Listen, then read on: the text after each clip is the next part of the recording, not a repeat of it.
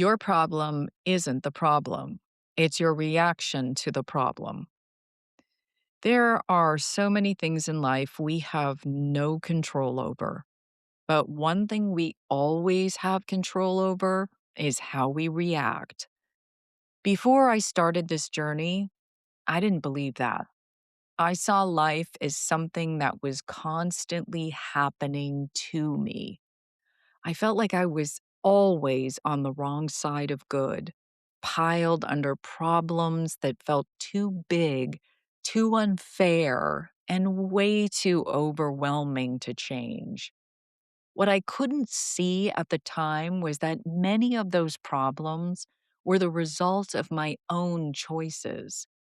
And even when I wasn't in control of what happened, I had still made a choice somewhere along the line, choosing the person, the situation, or the behavior that led me there. It was easier to blame someone else. But the truth? The finger I was pointing should have been aimed right back at me. The power of radical responsibility.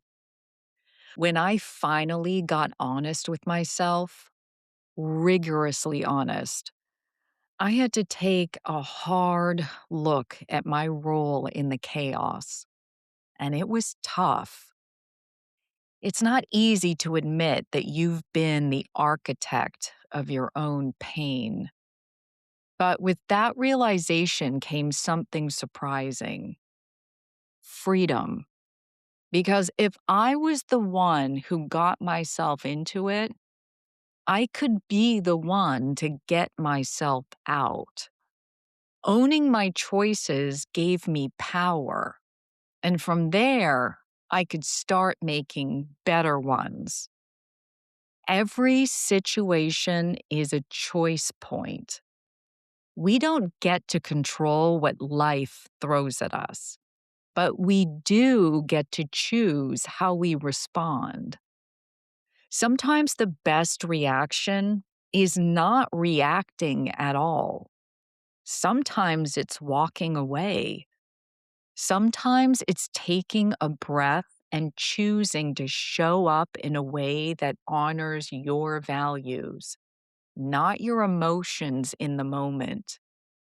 That's how we reclaim our power. Even in the hardest moments, we are not powerless when we're clear on what's best for us, mentally, emotionally, and spiritually. We always have a choice. And that choice becomes the difference between staying in the problem and moving toward the solution. The problem versus the solution. When I started to shift my mindset this way, life got easier. That's not to say I never get frustrated or upset. Of course I do. But now I ask myself, did I invite this in? Can I disinvite it now? What choice will move me forward instead of keeping me stuck? That's what it means to get into the solution. Because staying in the problem only creates more problems. But the solution? That's where problems go to die. Clearing the path forward. I've learned that when I make decisions from a place that aligns with who I am and who I'm becoming, I stop visiting the places that pull me back into chaos. I stopped letting problems define me. I stopped reacting from fear or ego. And I start creating space for new energy, new opportunities, and new peace to enter my life. So when the next problem pops up, and it will, ask yourself, what's the right reaction for me? That answer will always lead you toward your highest good. Sleigh reflection. What's your reaction telling you? 1. Do you let problems define your mood or your day? How often are you reacting instead of responding? 2. How many of your current problems are tied to past choices? What patterns can you begin to shift? 3.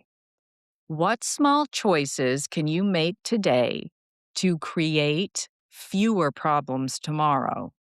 Where can you be more intentional? 4. How can you take your power back in difficult situations? What boundaries or truths are you avoiding? 5. What does the right reaction look like for you? Is it silence, compassion, honesty, or stepping away? Call to action. Join the conversation. I'd love to hear from you. What's one situation or relationship where choosing not to engage helped you protect your energy? Share your story in the comments. Let's cheer each other on. And if you know someone who's caught in a cycle of reacting or proving their point, send this to them. Sometimes all we need is a nudge. I'm Carrie Genzel reading a blog from stateofslay.com. Slay on.